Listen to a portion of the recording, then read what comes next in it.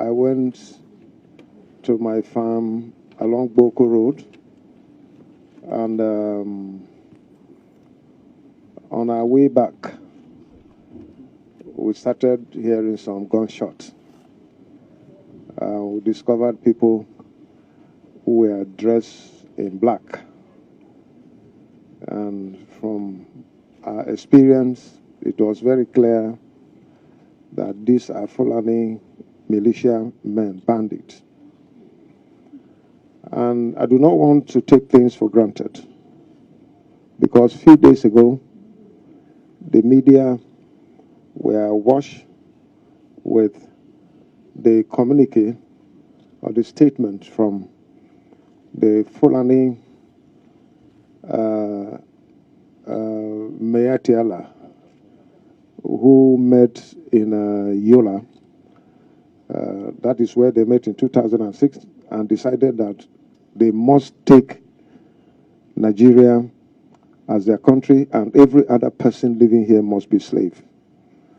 That was why they started infiltrating the entire country.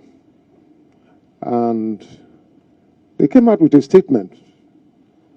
I was alarmed, singling me out as the only person who is creating problems for the entire Fulani race in this country. It was quite disturbing. And behind the scene, I also heard that in the meeting, I was targeted for elimination. This was the information I got. And they will go after me, whether in my home or in my farm or wherever they get me. And this is not the first time. I had intelligence before that these people said they were going to kill my security aides and then capture me alive and give me gradual killing. But like I always say, my life is in the hands of God. It's not in the hands of any Fulani man or anybody whatsoever. And I still remain firm.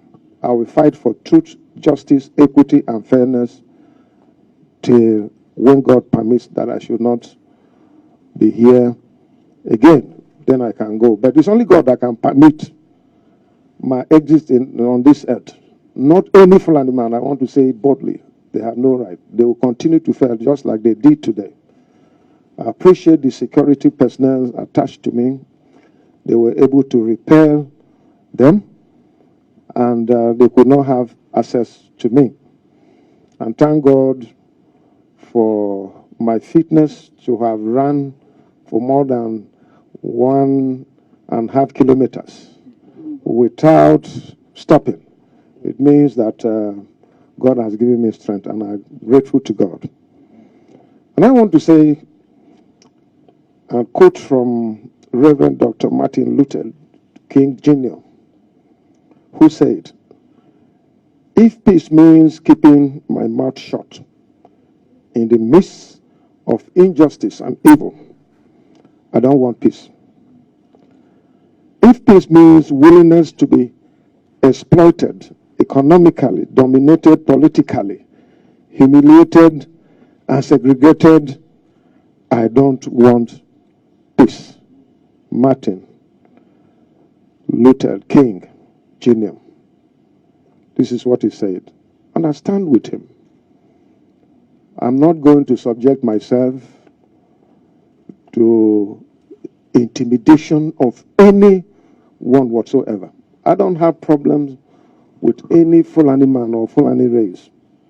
But I have problems with Fulani bandits who have vowed to take over Nigeria as their ancestral home. And I say no. Not when I'm here and when I am governor leading my state. I'm not concerned about other states. Other states who want to give their land and give themselves to the slaves, to these Fulani men, I have no problem with them.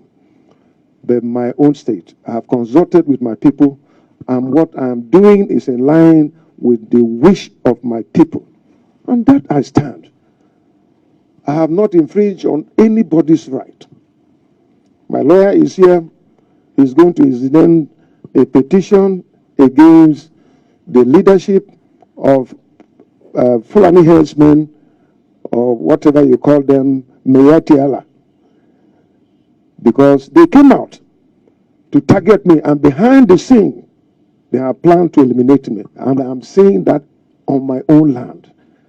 If I can't go to the farm as governor with the entire security around me, then who else can go to farm? You can imagine the pains that we have here in Benue State. Thank God for Mr. President, who responded to my letter that anyone with AK-47 should be shot at sight. I'm yet to see that. Let me see it happening in Benue State. I have reported this to the security agencies, and I hope that this will be done so that the land will be safe for our people to go back to farm and do their work and survive and live their life. Here in Benue State, we're not against Fulani men. We're not against Hausa, Igbo, any tribe, even white people. We are ready to provide land for ranching. That is what the law says. I don't know what this set of Fulani men who come from Niger, from Mali, from Chad, from Senegal, from other parts of the world, they have destroyed Mali completely. Nothing is happening there. They have destroyed Libya. They have destroyed several African countries with their aggression and think that they will come here and destroy Nigeria. I don't know what they mean. We are not against Fulani people who legitimately want to do their business here, including cattle rearing, but you must ranch. That is the law. And we are in a democratic era. And democracy is anchored on the rule of law. I don't know why people will come from somewhere and think that they will not obey the laws of the land. If everybody will take that, if all of us decide to be lawless, if all of us decide to take guns and go after people or our perceived enemies, there will be lawlessness, there will be anarchy. And who knows what will happen. I want to call on Mr. President, I want to call on the security agencies to fish these people out. They are in the forest between Makudi and Abenti.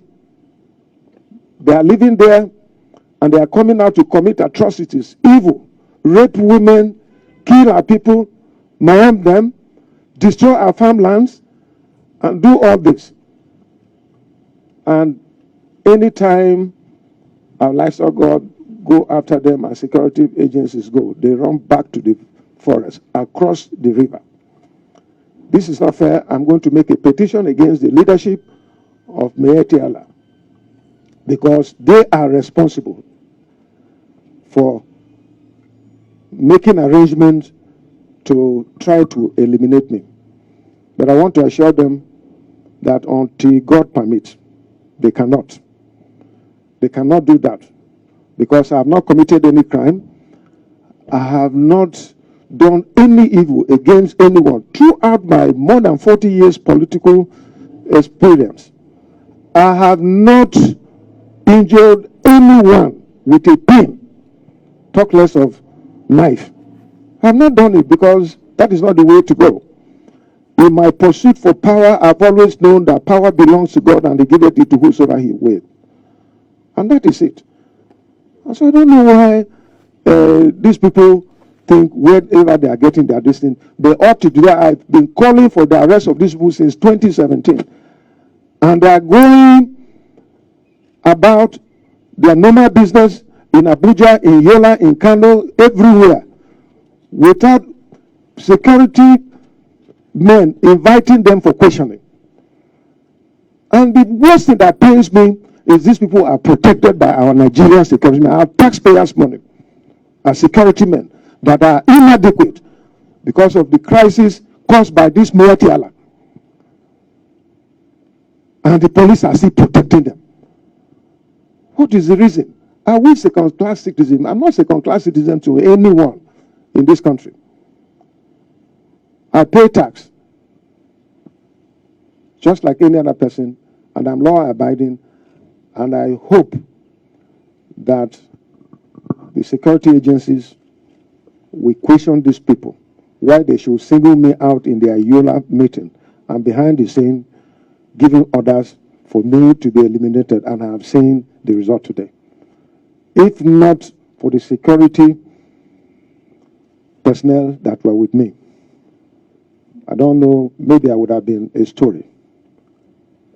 So that is it, but I'm going to make a petition to the president and to the security agencies for the leadership of Militias to be arrested. They have no right. What they are doing is not correct, and government must not fold its hands. I believe in the unity of this country, and I'm not against anyone. I'm not fighting anyone. But I'm fighting for the right of the people that elected me. I'm fighting for justice, equity, and fairness. And I cannot compromise that one.